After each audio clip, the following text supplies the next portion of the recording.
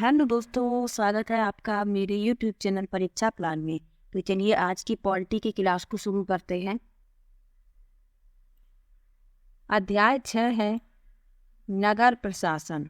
लिखा है एक गांव के मुकाबले शहर ज़्यादा बड़ा और अधिक फैला हुआ होता है। शहर की गलियां ज़्यादा चौड़ी होती हैं, यहाँ के बाज़ारों में ज़्यादा भीड़ भाड़ होती है, पानी और बिजली की सुविधाएं होती हैं, अस्पताल होते हैं, यहाँ बहुत ज़्यादा वाहन होते हैं और यातायात को नियंत्रित करना पड़ता है। क्या आपने कभी सोचा है कि यह सब इतने सुचारू रूप से कैसे चलता है? कौन सी संस्था इन सब के लिए जिम्मेदार होती है? कैसे निर्णय लिए जाते हैं? कैसे योजनाएं बनाई जाती हैं? कौन लोग हैं जो यह सारा काम करते हैं? आइए उत्तर ढूंढने की कोशिश करते हैं। लिखा है इतवार की एक अलसाई हुई दोपहर थी जब माला और उसके साथी शंकर, जहांगीर और रेहाना गली में क्रिकेट खेल रहे थे। शंकर ने बड़ा अच्छा ओवर फेंका था और रेहाना आउट होते होते बची थी। रेहाना के आउट न होने से शंकर हताश हो रहा था, इसीलिए उसने इस उम्मीद से कि वह कैच आउट हो जाएगी एक शॉर्ट बॉल फेंक दी। हुआ उल्टा ही। रेहाना ने इतनी तेजी से बल्ला घुमाया कि गेंद पर गई और गली की ट्यूबलाइट टूट गई। रेहाना चिल्लाई, अरे यह क्या कर दिया? तो शंकर तपाक से बोला, अरे हम यह नियम बनाना भूल गए थे कि अगर तुम्हारी गेंद से गली की ट्यूबलाइट टूट जाएगी तो तुम आउट माने जाओगी। तीनों ने ही तब शंकर को विकेट की चिंता छोड़ने के लिए कहा, क्योंकि जो हुआ वे उस बारे में ज्यादा चिंतित और परेशान हो रहे थे।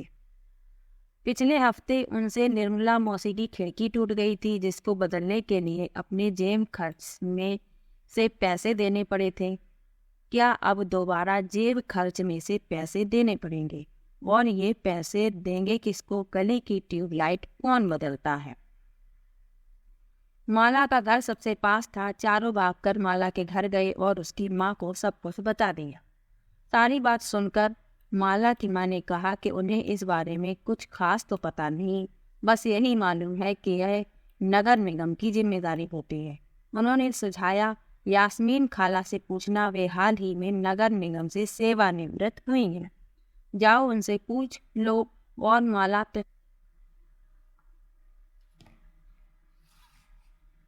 यास्मीन खाला उसी गली में रहती थी। माला की माँ से उनकी बहुत अच्छी दोस्ती भी थी। चारों दौड़कर खाला के घर पहुंचे और जैसे ही उन्होंने दरवाजा खोला वे एक साथ पूरा किस्सा सुनाने लगे। उनका सवाल सुनकर यास्मीन खाला बड़े जोर से हंस पड़ी और बोली, कोई एक व्यक्ति नहीं है जिसको तुम पैसा दे सकते हो। एक बहुत बड़ी संस्था होती है जिसको नगर निगम कहते हैं।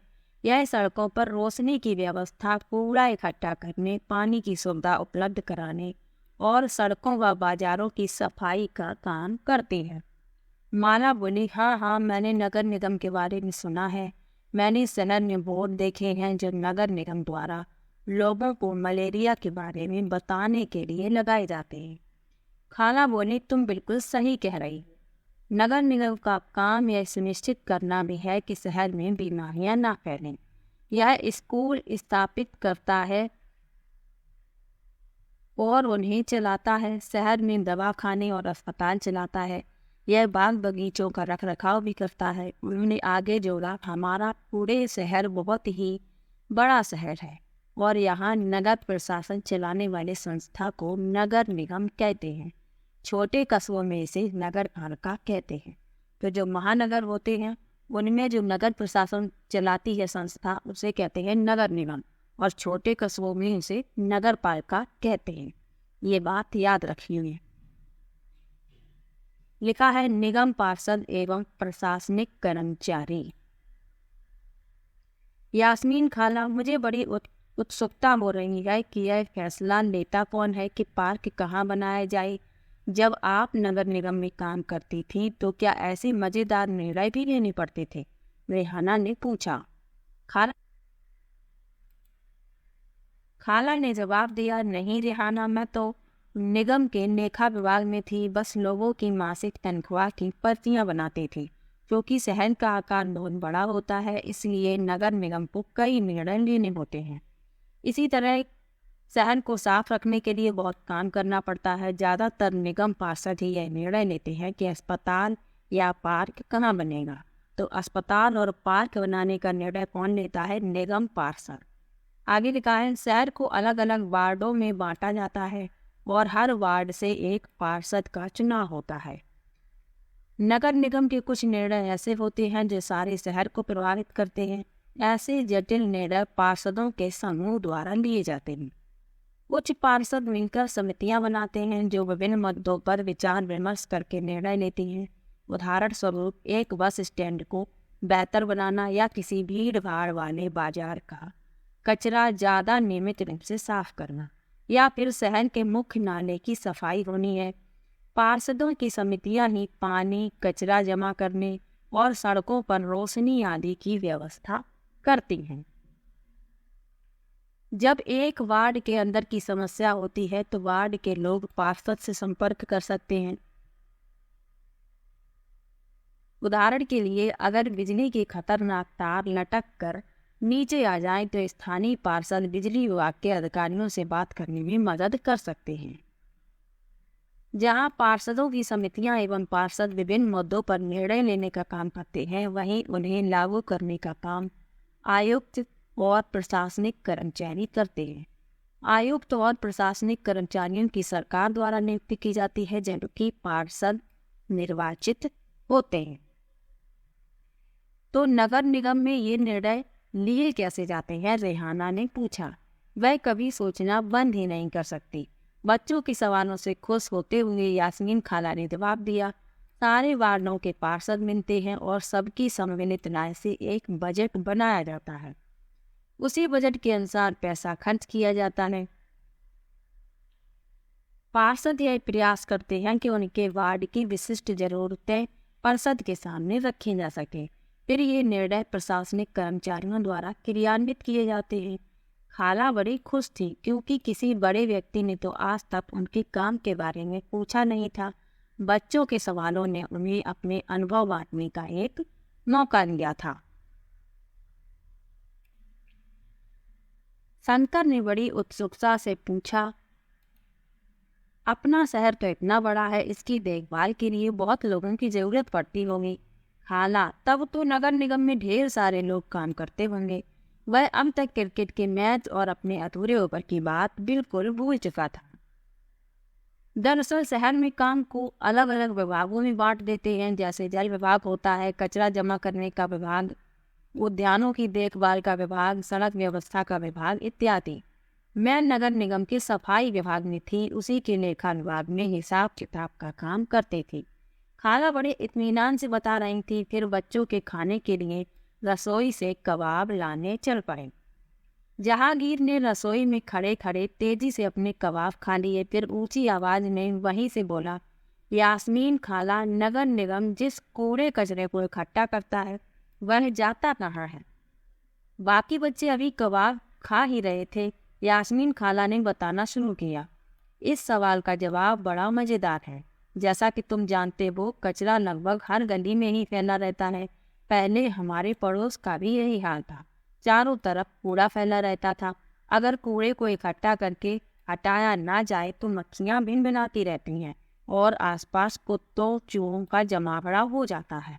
लोग इसकी बदबू से बीमार पड़ जाते हैं। और एक बुरी बात यह थी कि बच्चों ने गली में क्रिकेट खेलना छोड़ दिया था, क्योंकि उनके घर वालों को यही डर लगा रहता था कि गली में अधिक समय रहने से बच्चे बीमार न पड़ जाएं। लोगों का विरोध। यास्मीन खाला ने अपनी बात जारी रखी। मोहल्ले की औरतें इन सबसे बड़ी नाराज थी। वे सलाह लेने मेरे पास भी आईं।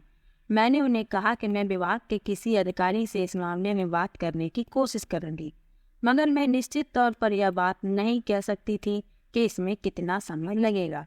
इस पर गंगाबाई ने बताया कि हमें अपने वार्ड के पार्षद के पास इस समस्या को लेकर जाना चाहिए। आखिर वोट देकर हमने उन्हें चुना है, उसके सामने हमें विरोध करना चाहिए। गंगाबाई ने महिलाओं के एक छोटे समूह को इकट्ठा किया और पार्षद के घर पहुंचे। सभी औरतें घर के सामने जाकर नारे लगाने लगीं। तब पार्षद घर के बाहर निकले। और उन्होंने उनकी समस्या के बारे में पूछा। गंगाबाई ने अपने मोहल्ले की खराब हालत बयान की। पार्षद ने उन महिलाओं से वादा किया कि वे अगले दिन उनके साथ आयुक्त से मिलने जाएंगे। साथ ही उन्होंने गंगाबाई को मोहल्ले के सारे वयस्कों से एक अर्जी पर दस्तखत करवाने के लिए कहा। अर्जी यह थी कि उनके मोहल्ले से कचरा उठाने की नियमित व्यवस्था की जाए। उन्होंने सुझाव दिया कि कल आयुक्त से मिलने जाते समय स्थानीय सफाई अभियंता यानी इंजीनियर को भी साथ ले जाना अच्छा रहेगा। इससे फायदा होगा क्योंकि सफाई अभियंता भी आयुक्त को बता सकेंगे कि हालत कितनी खराब है। उस दिन पूरी शाम बच्चे घर घर का चक्कर लगाते रहे ताकि अर्जी पर ज़्यादा से ज़्यादा परिवारों के लोगों के दस्तखत लिए जा सके। अगली सुबह बहुत बड़ी संख्या में महिलाएं पार्षद और सफाई अभियंता के साथ नगर निगम के दफ्तर पहुंच गए। आयुक्त पूरे समूह से मिले, पर वे बहाना बनाने लगे कि नगर निगम के पास पर्याप्त संख्या में ट्रक उपलब्ध नहीं है। गंगाबाई ने तपाक से कहा, लेकिन लगता है कि आपके पास अमीर इलाकों से कचरा उठाने के लिए पूरे ट्रक हैं। जहांगीर ने झट से कहा, इससे आयुक्त का तो मुंह ही बंद हो गया होगा। और नहीं तो क्या, उसने फौरन इंतजाम करने के लिए कहा। यास्मीन खाला ने बताया, गंगाबाई ने आयुक्त को चेतावनी दी कि अगर 2 दिन के अंदर काम नहीं हुआ तो नगर निगम के सामने बहुत बड़ी संख्या में महिलाएं धरने पर बैठ जाएंगी। तो क्या गलियों की सफाई हो गई? रेहाना ने झट से पूछा, जो कभी चीजों को अधूरा नहीं छोड़ती थी। 2 दिन तक कुछ भी नहीं हुआ। वो तो जब एक बहुत बड़े समूह ने विरोध प्रदर्शन किया, जोरदार नारे लगाए, तब जाकर बात बनी। अब मोहल्ले की सफाई नियमित रूप से होने। यह तो बिल्कुल बम्बैया सिनेमा की तरह सुखद अंत हुआ, माला ने कहा। वह अपने आप को नेतृत्व करने वाली गंगाबाई की भूमिका में देखने का सपना देख रही थी। सभी बच्चों को गंगाबाई की कहानी सुनकर बहुत मजा आया। उन्हें इसका आभास तो था ही कि मोहल्ले में गंगाबाई की खासी इज्जत थी और लोग उन्हें बहुत मानते थे, मगर उसका कारण उन्हें अब समझ में आया था। एक महत्वपूर्ण तथ्य यहाँ पर लिखा है कि नगर निगम को पैसा कहाँ से मिलता है। प्रश्न बनता है इससे कि चलिए इसको पढ़ लेते हैं। लिखा है, इतने सारे काम करने के लिए बहुत सारा पैसा चाहिए। निगम यह राशि अलग अलग तरीकों से इकट्ठा करता है। इस राशि का बड़ा भाग लोगों द्वारा दिए गए कर यानी टैक्स से आता है। कर वह राशि है जो लोग सरकार द्वारा उपलब्ध कराई गई सुविधाओं के लिए सरकार को देते हैं। आगे लिखा है, जिन लोगों के अपने घर होते हैं उन्हें संपत्ति कर देना होता है और साथ ही पानी एवं अन्य सुविधाओं के लिए भी कर देना होता है। जितना बड़ा घर उतना ज़्यादा कर। निगम के पास जितना पैसा आता है उसमें संपत्ति कर से केवल 25 से 30% पैसा ही आता है। शिक्षा पर भी कर लगता है। अगर आप किसी दुकान या होटल के मालिक हैं तो उस पर भी कर देना पड़ता है। अगली बार जब आप सिनेमा देखने जाइएगा तो टिकट पर ध्यान से देखिएगा, हमें मनोरंजन के लिए भी कर देना पड़ता है। इसी तरह अमीर लोग संपत्ति कर देते हैं, वहीं जनसंख्या का एक बड़ा हिस्सा सामान्य तरह के कर देता है।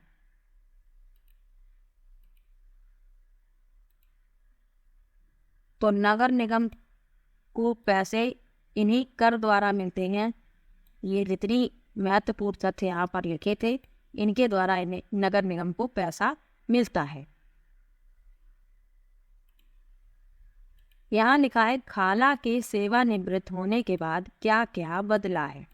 लिखा है, यास्मीन खाला ने बच्चों को जो नहीं बताया वह यह है कि हाल के समय में पैसा बचाने के लिए कई नगर निगमों ने कचरा उठाने और उसे ठिकाने लगाने के लिए निजी ठेकेदार रख लिए हैं। इसको निजीकरण कहते हैं। इसका मतलब है कि जो काम पहले सरकारी कर्मचारी करते थे वे काम अब निजी कंपनियां करती हैं। निजी ठेकेदार जिन मजदूरों को कचरा जमा करने और उठाने के काम पर लगाते हैं उन्हें बहुत कम पैसा देते हैं। उन मजदूरों की नौकरी अस्थायी होती है। कचरा उठाने का काम काफ़ी खतरनाक होता है। अक्सर उनके पास अपनी सुरक्षा के साधन नहीं होते। अगर काम करते हुए वे घायल हो जाए तो उनकी देखभाल करने वाला कोई नेवर हैड। आगे पढ़ते हैं। लिखा है, बच्चों ने खाला का शुक्रिया अदा किया और जाने के लिए उठ खड़े हुए। जाते जाते रेहाना ने कहा, खाला बस एक आखिरी सवाल और है। घर पर अभी जो 2 कूड़ादान है वो भी क्या गंगाबाई का सुझाव था? खाला हंसने लगी, बोली, अरे नहीं, यह तो नगर निगम ने ही सुझाव दिया था कि हम खाने पीने और गलने वाली चीजों को एक कूड़ेदान में डालें और प्लास्टिक, कांच जैसी ना गलने वाली चीजों को दूसरे कूड़ेदान में। जब हम अपने कचरे की छटाई करते हैं तो निगम वालों का काम थोड़ा आसान हो जाता है। बच्चों ने इतने सारे सवालों का जवाब देने के लिए खाला का फिर से शुक्रिया अदा किया और टहलते हुए गली की तरफ चल पड़े। बहुत देर हो चुकी थी, उन्हें जल्दी से जल्दी घर पहुंचना था।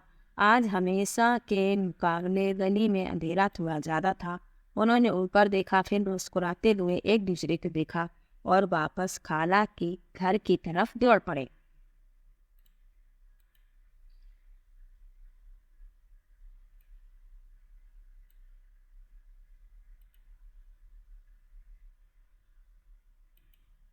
उन्नीस सौ चौरानवे में सूरत शहर में भयंकर प्लेग फैला था। एक घटना लिखी हुई है।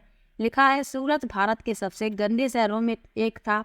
लोग घरों का और होटलों का भी कूड़ा कचरा पास की नाली में या सड़क पर ही फेंक देते थे। इससे सफाई कर्मचारियों को कूड़ा कचरा उठाने तथा उसे ठिकाने लगाने में काफी मुश्किल होती थी। ऊपर से नगर निगम अपना काम नियमित रूप से नहीं कर रही थी, जिससे स्थिति और भी बदतर हो गई थी। प्लेग हवा के जरिए फैलता है। जिन लोगों को प्लेग हो जाए उन्हें दूसरों से अलग रखना पड़ता है। सूरत में उस साल बहुत से लोगों ने अपनी जान गंवाई। करीब 3 लाख से अधिक लोगों को शहर छोड़ना पड़ा। प्लेग के डर ने यह अनिवार्य कर दिया कि नगर निगम मुस्तैदी से काम करे। सारे शहर की अच्छी तरह से सफाई हुई। आज की तारीख में चंडीगढ़ के बाद भारत के सबसे साफ शहरों में दूसरा स्थान सूरत का है।